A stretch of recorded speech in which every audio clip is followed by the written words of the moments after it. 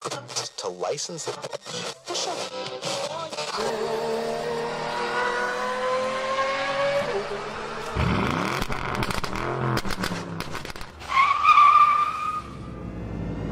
Meep meep.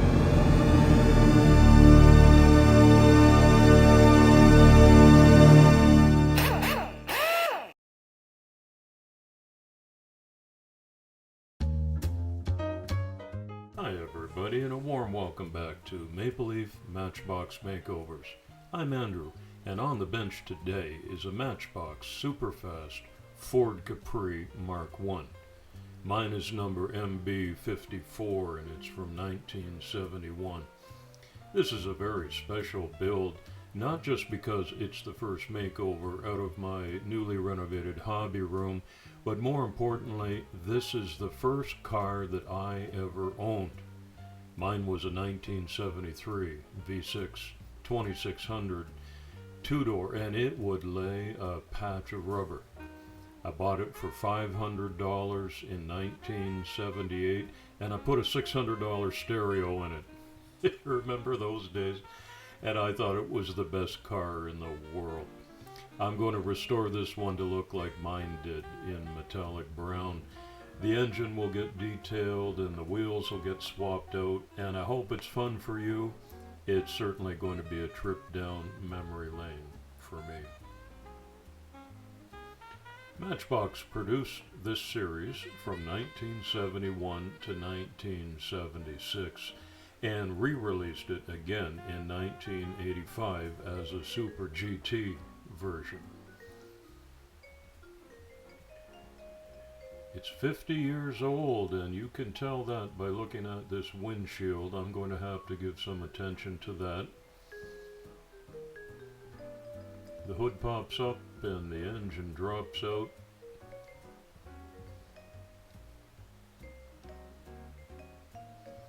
And everything else looks to be in pretty good condition for a car this age.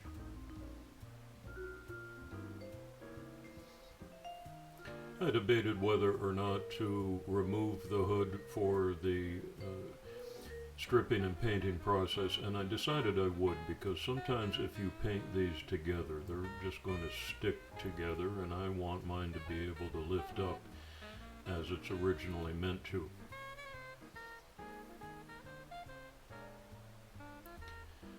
This is the front post, and you'll notice I barely make a divot in there, and that's intentional because it's not very deep. This is right under the hood, and I'm not going to be able to drill it out completely, so I just scored it enough to be able to take a drop of glue at the end during the reassembly. But in the back, as per usual, it takes a full M2 256 screw. And that's a test fit to make sure everything is good to go. I'm aware that October is Painted Pink month, but I'm actually de-pinking this little Capri, although these are the original colors in light pink with a black hood on it. As I said, I want to restore this to my metallic brown just for a memory for me. So off comes the original 50-year-old paint.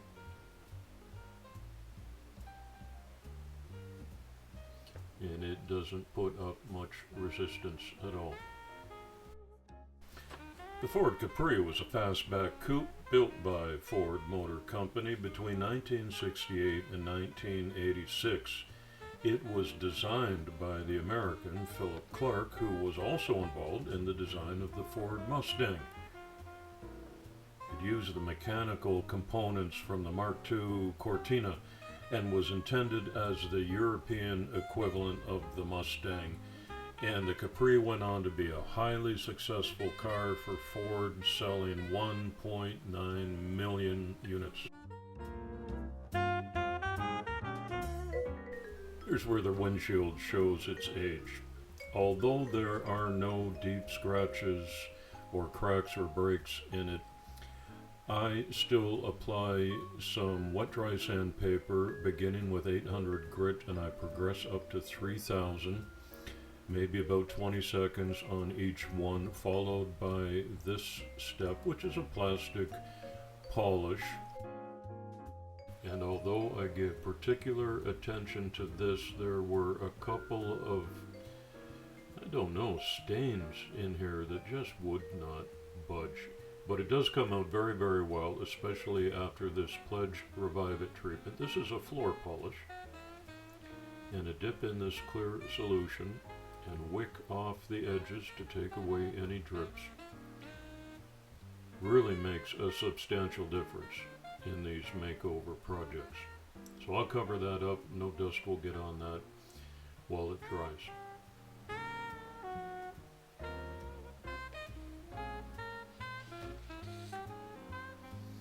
I drove my 73 Capri from Ottawa, Ontario to Victoria, British Columbia and back in the summer of 1981 with my best friend from college. And we were looking for work in a coal mine out west. One of my dual sport exhaust pipes blew out about 100 kilometers into the road trip, and I patched it with a Coke can and some duct tape, and you know what, it held. But it was from that point on that I lovingly referred to my Capri as the Crapi. It made the journey and then some, and I still have the original V6 badge from the car. That's right, you never forget your first.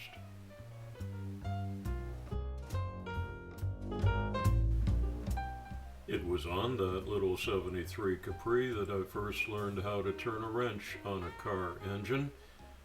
And piece by piece, I think I just about rebuilt that whole thing with Mastercraft parts from the Canadian Tire Auto Parts store. Starting with the master cylinder, that thing wouldn't even stop when I got it. But I never had an accident, and it was great fun, and I'm having a terrific time transforming this one into my memory car.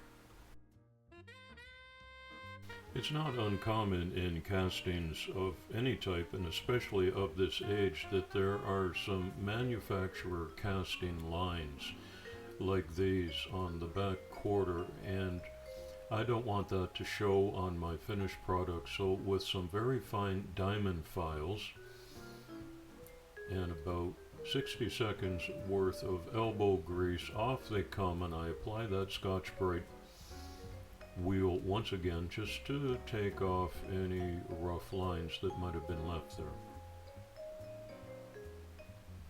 One.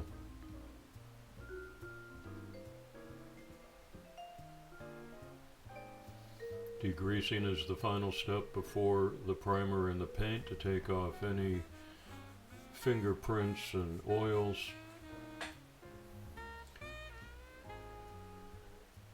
This is Tamiya Gray Primer.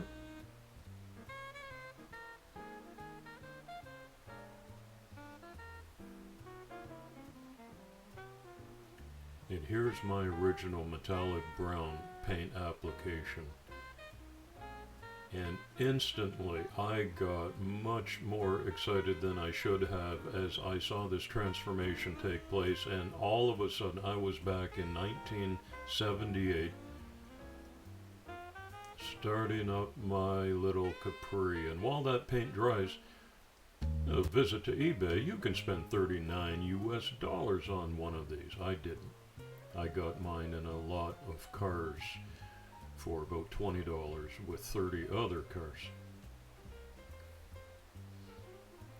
I'm carefully going to put the hood back in on the original pin hinge that it came off, and all it requires is a little pressure from a flathead screwdriver, and it click click back into place. The paint is well dry by now, of course, and you can see that's still functional.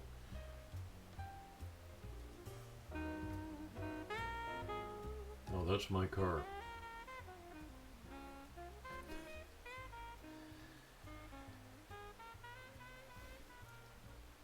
One alert viewer, wrote a comment on a recent video, and I always appreciate your respectful comments, and they had a great insight, and they said, Andrew, when you turn the car over and we're getting a look at it, you can see through the wheel wells the underside of the plastic interior, which I think in that case was a cream color.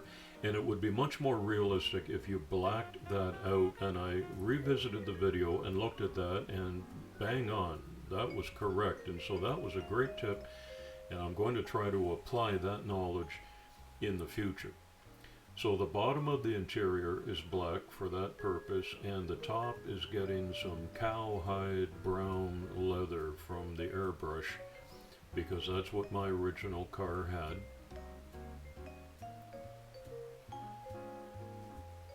And 2 coats go on looking like that. Although I seem to recall my steering wheel was on the other side of the dashboard. And the hood does not open 100%, it never did, but a little bit of detail on the motor, and this is so I can see what the rear taillights look like, and I make up a custom license plate. And in case you think those aren't too small, it is about a grain of rice, and here I am doing my best to cut those to size. I just printed on regular paper the license plates, and a little bit of glue is applied with a toothpick, and the tweezers come out, and there's just enough space on the front and back that it's legible when you zoom in. This is car makeover number 62. That's what goes on the front, and here it is on the back. In my opinion, the 2 details that lend most to the realism of a car are these little license plates and attention to the headlights and taillights. Have a peek through my table magnifying glass. It has a little light on it, and I'm going to apply the red brake lights and the orange indicators on the outside. And this is some fine precision work. You need your finest paintbrush to do that.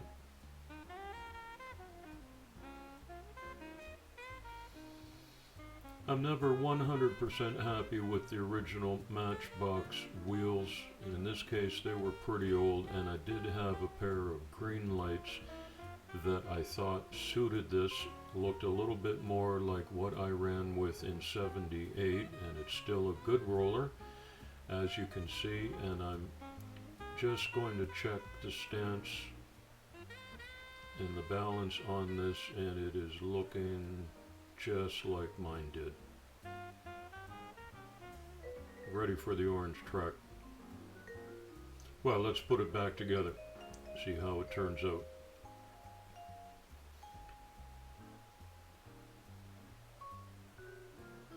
There's only one way for the engine to fit in correctly from underneath, and the windshield is going to be held in place by the interior, so it doesn't need to be glued or siliconed back in.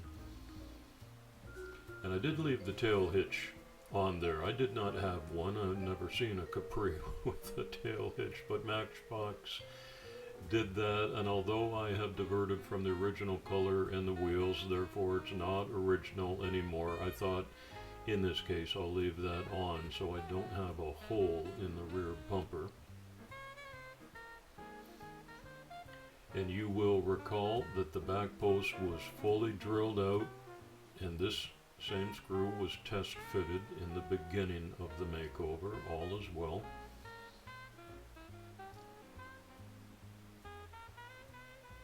But in the front, if you recall, I only put a little dimple in there for this reason. It's going to take a drop of super glue gel. And the gel is nice because it doesn't run all over. And I cut the threads off, and this is just the head of one of my M2 screws set in deep enough to hold that together when the glue sets. And you never know the difference from just looking at the bottom. Let's have a closer look. And I am smiling from ear to ear because I had no hope that it would turn out this well, and meaning this close to what I drove in 1978. That's the color, those are the wheels. I even detailed the Ford letters with my Molotov chrome pen.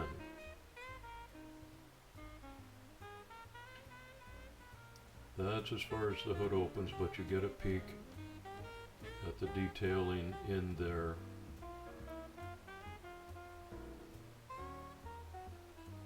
Oh yeah, that's just a great memory.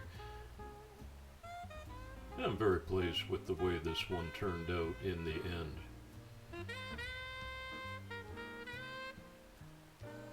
These are the original colors. Looks like somebody tried to magic marker the doors black to match the original black hood. But I stripped it all away.